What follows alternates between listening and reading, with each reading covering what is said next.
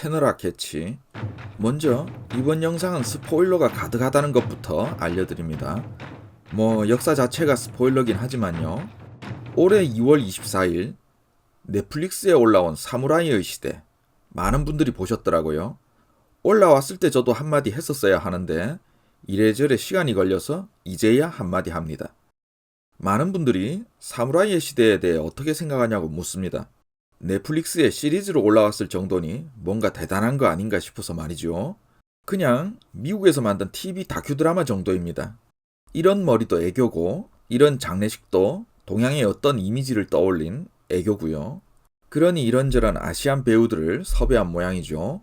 다만 노부나가, 이에야스, 마사무네 같은 주연들은 일본 배우들입니다.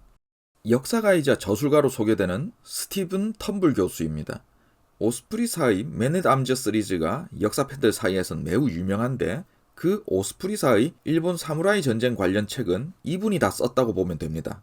영어를 못하는 저도 몇 권 샀는데 동영상으로는 처음 보는군요. 이 다큐멘터리에 대한 평을 결론부터 말하면 낡아 빠진 픽션을 따라서 구라치는 건 이런저런 개인 유튜브랑 똑같은데 왜 그 돈 들여서 넷플릭스에 만들어다 올려야 하는가? 역사학자들은 왜 저렇게 많이 나오는가? 유명한 픽션의 줄거리를 한번 훑어보는 것은 그거대로 의미가 있습니다. 그런데 그걸 역사인 것처럼 이야기할 때 문제가 되는 거죠. 일반인 대상으로 통설이나 픽션을 가지고 왈가왈부하는 방송이 일본 현지에도 있으니 특별한 일은 아니지만 이 다큐멘터리에는 엄청나게 많은 역사가, 저술가, 교수님들이 나옵니다. 영어랑 담 쌓고 사는 저야 텀블 교수 이외에는 모르는 사람들이지만 이런 분들이 무슨 의미가 있을까 싶을 정도로 기존의 픽션에다 듣도 보도 못한 이야기가 섞여 있기 때문에 그런 차원에서 한번 체크해 보겠습니다. 이 다큐는 오사카성 함락까지 다루고 있는데 저는 그 중에 혼노즈의 변까지 중요한 것만 다루어 보겠습니다. 노부나가 사마가 자기 아버지 오다 노부히데의 장례식에서 향을 집어 뿌렸다 는 이야기는 유명한데 그걸 잘못 알아들으면 이런 장면이 연출됩니다. 스타워즈인가 싶은 장례식 구성도 어색하지만 향을 사발로 들이붓습니다. 이 소설 같아 보이는 일화는 정작 노부나가의 일대기인 신장공기에 나오는 뼈대 있는 이야기입니다. 다큐멘터리 전체가 지극히 소설스러운 이야기들에 적당히 선정적이고 적당히 피가 튀는데 노히메라는 인물을 언급한 것만 해도 이 다큐의 성격을 알 수 있습니다. 그래도 노히메는 유명한 이야기니까 노부나가의 인생을 훑어보는 드라마라면 거론할 만한데 전문가라는 사람들이 이러쿵저러쿵 이야기하면서 특히 시동생 노부유키와 결탁해서 음모를 꾸민다는 듣도 보도 못한 장면을 넣어버리면 삼류가 되죠. 누차 말하지만 노히메는 사료에서는 그 이름을 알 수도 없고 신장공기에도 사이토 도오산의 딸이 노부나가와 결혼했다고만 나오고 그 이후 어떻게 됐는지 전혀 나오지 않습니다. 노히메니 키촌이 하는 캐릭터가 언급된 것은 옛날 문헌이든 현대의 글이든 모두 픽션입니다. 이렇듯 전문가들이 인터뷰하지만 별의별 속설이 다 들어가고 역사적 사실 여부와는 상관없는 게 이 다큐입니다. 노부나가의 오와리 통일 부분에서 오다 노부카타, 왜 이 사람이 초반 주요 인물로 나오는지도 모르겠고 소설 본 지 오래돼서 노부나가의 사촌이라고 해서 잠시 했습니다만 노부카타의 어머니가 노부나가 할아버지의 딸로 추정되니까 그게 맞다면 고종 사촌이죠. 아버지의 여동생의 아들, 사촌 맞죠? 우리는 노부나가의 사촌이라는 관계보다도 노부나가와 노부카타의 가격에 주목하는데 노부카타네 집안은 오와리 상사군, 즉 위쪽 사개군의 휴고다이 집안이고 노부나가네 집안은 오와리 하사군, 즉 아래쪽 4개군 휴고다이의 주요 가신 중에 하나였던 집안이죠. 휴고다이의 가신 집안이 휴고다이 집안을 잡아먹은 이야기죠. 이와쿠라 성의 오다 노부카타에 한자를 잘못 쓴 것은 역시 애교고요. 노부나가와 노부카타가 싸운 우키노 전투, 여기서 전국시대의 두 가지 무기에 대해 설명합니다. 칼과 철포, 특히 철포에 대해서요. 텀블 교수가 사무라이의 칼에 대해 직접 설명하면서 칼집에서 꺼내자마자 타격을 줄 수 있으며 기마 사무라이가 사용하기에 무척 유리했다고 하는데 전자는 도보전 중심의 우치가타나에 대한 설명이고 후자는 기마전 중심의 타치에 대한 설명이니까 앞뒤가 안 맞는 모순이죠. 두 도검은 칼을 차는 방식도 빼는 방법도 다릅니다. 게다가 우키노 전투를 왜 이렇게 부각시키는지도 의문입니다. 특히 왜 여기다 철포혁명을 집어넣냐 말이죠. 이와쿠라 오다 가문의 패배는 노부나가가 오와리를 완전히 손에 넣게 되었다는 의미가 있지만 노부나가의 오와리 통일 이야기에서 대개의 경우 이거보다 키오스성을 손에 넣었을 때를 중요하게 언급하지요. 신장군기도 마찬가지입니다. 스토리의 구도를 노부카타를 사촌이라고 하면서 오다 친척 내분으로 몰고 가다 보니까 노부카타도 유독 주요 인물이 되었고, 그러다 보니 몇 명이 싸웠는지 아무 관심도 없는 전투인데 이렇게 자세하게 다뤄지고 다룬 김에 철포 이야기를 끼워 넣었나 봅니다. 철포란 것도 모르고 어슬렁어슬렁 걸어오는 사무라이들을 보고 있으니 옛날 미니 시리즈 샤카줄루가 생각나는데요. 서양이 생각하는 이미지가 딱 그런 식이겠죠. 그러나 이미 그 무렵에 사무라이들이 철포를 모르고 있지도 않았습니다. 줄루족의 강력한 정복자 이야기인 사카줄루는 작년까지는 넷플릭스에서도 볼 수 있었는데, 제가 중2병이던 시절 오다 노부나가 이야기와 더불어 피터 대제, 샤카줄루의 미니 시리즈는 저에게 큰 영향을 주었습니다. 세 사람의 공통점은 강력한 혁신군주 이미지라는 거겠죠. 성곽 전문가이자 공업 디자이너인 후지 히사오 씨의 도큐멘트 전국의 성이라는 책의 표지입니다. 멋있는 그림 때문이라도 사볼 만한 책인데, 이 표지의 맨 왼쪽 위 그림을 보시면 무라키 요새 전투를 그린 것입니다. 오와리에 있던 이마가와 가문의 요새를 노부나가가 공격한 전투로 철포로 엄호한 돌격과 노부나가의 지시에 의한 교대 사격으로 오와리 통일전에서 철포 이야기를 하려면 이 전투인데, 딱히 유명하지 않은 우키노 전투를 무리하게 끌고 온 건 역시나 갸우뚱하게 만듭니다. 우키노 전투는 1558년의 일이고 이 무라키 요새의 전투는 1554년의 일입니다. 그러다가 시간은 흘러 오케 하자마의 전투. 이분은 이마가와 요시모토 상락설을 이야기하고 있습니다.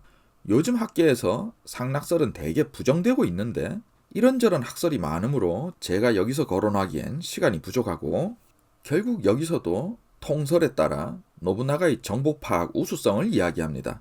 이런 이야기에 꼭 붙는 것이 오케하자마 전투에서 전공 1등은 이마가와 요시모토의 목을 벤 모우리 신스케가 아니라 이마가와 본진의 위치를 가르쳐준 야나다 마사츠네로 노부나가 사마가 정보를 중시했음을 보여주는 블라블라입니다. 하지만 이 역시 근거 없는 이야기고, 요즘 학계에선 오케하자마 우의 기습설은 부정되는 경향이 강하여 노부나가가 새로 배치된 선봉을 지친 군대로 착각했고 이마가와 본진의 위치를 몰라서 정면 공격하다가 우연히 발생한 승리라는 이야기가 요즘 우세합니다. 그런데 역사가라는 분들이 일본 제국 군부가 신나게 믿었던 기습설을 한참 떠들고 있습니다. 물론 소설에도 다 그렇게 쓰여 있으니 그렇게 말해야 장사가 됩니다. 기습설이야 워낙 강한 속설이니까 그렇다 쳐도 오케하자마가 언제 야습이 됐는지 모르겠습니다. 제작진이 영상을 찍다 보니 밤으로 묘사했나 싶었지만 역사가의 인터뷰 자체가 야간 기습이더군요. 이마가와 요시모토가 전사한 시간은 오후 2시쯤으로 추정됩니다.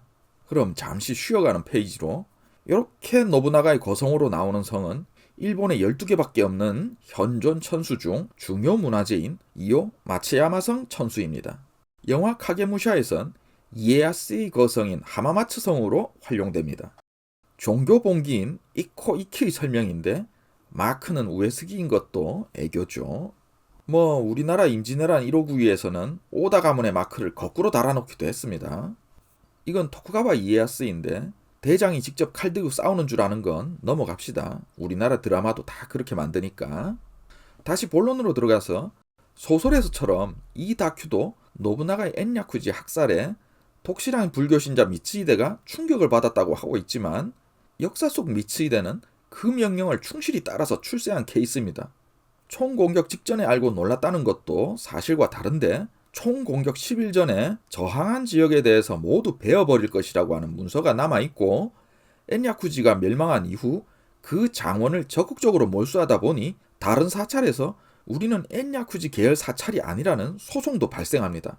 그 엔야쿠지 지역인 시가군을 영지로 하사받은 게 미츠히데고, 석고로 치면 5, 6만 석의 다이묘급인데 노부나가의 가신들 중에선 상당히 빨리 다이묘급이 된 케이스로 오다 가문 내에서 일국일성의 주인이 된 첫 사례라는 주장도 있습니다. 게다가 엔야쿠지 화공과 미츠히데의 쿠데타는 11년이라는 시간 차이가 있습니다. 그동안 미츠히데는 노부나가에게 충성을 다해서 더 크게 출세했죠. 역사가라는데 미츠히데에 대한 속설을 막 이야기합니다. 뭐 그냥 이야기 전국시대 같은 제목의 만화라면 모르겠습니다만 굳이 속설, 픽션 이야기하면서 왜 이렇게 많은 역사가가 나오는지 모르겠습니다. 다시 말하지만 소설은 역사로 따지지 않고 소설로 이야기하면 재밌습니다. 삼국지 연의의 스토리만 놓고 캐릭터나 사건을 따지는 것도 재밌잖아요. 근데 그것을 실제 역사로 놓고 따지면 안 된다는 거, 이제는 상식이 된 시대입니다. 그러다가 나가시노 전투 이야기에 다다르면 교수라는 사람이 사료 운운하면서 노부나가가 재장전 시간이 많이 걸리는 철포의 단점을 보완하려고 뛰어난 발명을 했다고 합니다. 흔히 말하는 노부나가의 3단 철포는 요즘 학계에선 부정되고 있는데 딱 일반인 대상의 이야기거리이다 보니까 거론할 만은 하지만 그런데 정작 두세 명의 궁수와 짝을 이룬 화승총 부대라는 다른 사람의 설명이 또 들어갑니다. 그건 철포가 장전하는 사이 궁수가 활을 쏜다는 다른 개념으로 노부나가와 상관없이 자병 이야기에도 나오는 이야기입니다. 게다가 나가시노가 세계사에서 분수령이 되는 전투라면서 교대 사격을 노부나가가 고안했다고 합니다. 노부나가는 물론이고 일본의 교대 사격 진상이 불분명한 상황에서 일본 사람이 일반인 대상 이야기거리로 떠드는 거라면 귀엽게라도 봐줄 텐데 미쿡의 백인이 그런 말을 하면 웃깁니다. 방법이 세부 사항이야 어쨌든 간에 서양에선 이미 몇십 년 전에 발명된 교대 사격이기 때문이죠. 사진은 16세기 말 유럽의 군사혁명을 주도한 네덜란드의 마우리츠입니다. 16세기 초 유럽에서 나왔던 집단 교대 사격 방법도 이 사람이 개선하게 되죠. 이런 시덥잖은 유튜버 수준의 이야기를 비싼 돈 들여서 학자들 불러놓고 왜 만들지? 라는 저의 의문에 어느 페이스북 친구분이 그러더군요. 유튜브보다 좋은 영상으로 수많은 묻지마 일바 양키들이 듣고 싶고 보고 싶은 이야기를 잘 포장해주지 않습니까? 네, 그렇습니다. 그러니까 이 다큐의 뒷부분엔 다테 마사무네가 주연급으로 출연하고 있죠. 그게 이 세상의 핵심입니다. 우리나라 언론도 그렇고 방송도 그렇고 유튜브 세상도 그렇고 듣고 싶어하는 이야기를 들려줘야 장사가 되죠. 저도 소설 대망 같은 이야기를 줄줄줄줄 읊어줘야 조회수도 높고 할 텐데 저의 능력 부족입니다. 이제 혼노지로 넘어와서 노부나가 암살 때 장남 노부타다가 20마일 떨어진 아즈치성에 있었고 미치히데가 아즈치로 향했다고 하네요. 아니죠. 텀블 교수님 왜 그러세요? 노부나가와 노부타다는 교토 안에 있었고 그래서 한꺼번에 죽습니다. 노부나가는 혼노오지, 노부타다는 니조오소에서 죽죠. 1인자와 2인자가 한꺼번에 죽어버렸기 때문에 히데요시가 오다 가문을 홀라당 잡아먹고 자기 천하를 만들 수 있었던 거죠. 유명한 이야기입니다. 당연히 소설에서도 그렇게 묘사합니다. 그래서 일본 기업은 출장 갈 때 1인자와 2인자가 같은 비행기를 타지 않는다. 그런 이야기도 있는 거 아닙니까? 게다가 미치히데가 노부나가의 시신을 확인했다는 말까지 나옵니다. 노부나가의 시신을 못 찾았다는 것은 유명한 이야기입니다.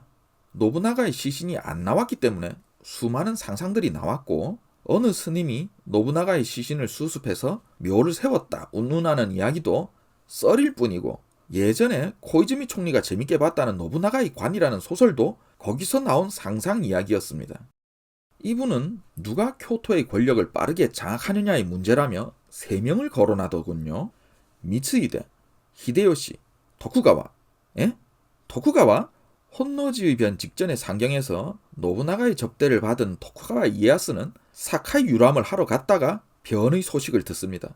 급히 본국으로 돌아가느라 고생했기 때문에 이분이 무슨 생각에서 하신 말씀인지는 알겠는데 토쿠가와를 이 시점에 거론하는 것은 어색하죠. 이건 소설의 레벨에서도 당연한 이야기입니다. 히데요시 연합군과 미치히데 쿠데타군이 싸운 야마자키 전투에 대해 지나가는 아케치군을 히데요시군이 기습 사격한 것처럼 묘사해놨는데 양군은 포진해서 대치하고 있었고 전투를 시작한 건 아케치군입니다. 한 가지 재밌는 건 미치히데가 나고무사를 사냥하는 농민의 죽창에 찔려 죽었다는 건 유명한 통설입니다. 이 다큐는 다른 거는 있는 통설 없는 통설 다 떠들어 놓고 정작 이건 굳이 칼에 찔려 죽었다고 말합니다. 교수님 실망인데요.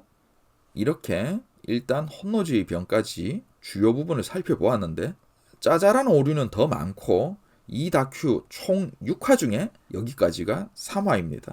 참고로 임진왜란 부분에서 홍위 장군 곽재우의 붉은 옷이 처녀들의 월경피로 물들인 거라고 텀블 교수가 직접 설명하는 부분이 있어서 많은 분들이 거북하게 생각하시는데 저 역시 금시초문이라 갸우뚱했습니다.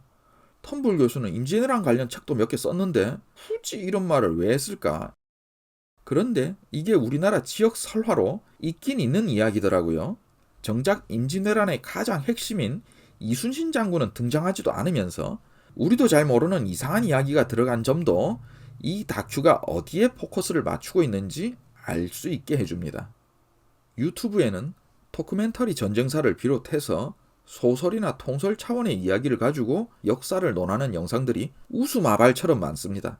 그런 영상들이 재밌다 하시는 분들은 넷플릭스의 이 다큐가 돈 들여서 만든 거니까 더 볼만 하실 거고, 저처럼 픽션을 역사라고 떠드는 꼴을 못 견뎌 하시는 분들은 말 그대로 그런 우수마발 중의 하나일 뿐입니다. 유튜브에 한국인들이 올린 이런저런 엉터리 전국시대 이야기도 조회수가 몇십만, 몇백만인데 저같이 조회수 작은 사람이 이런 말을 하는 것도 웃긴 이야기니까 각자 입맛에 맞게 취사 선택하시면 되겠습니다. 감사합니다.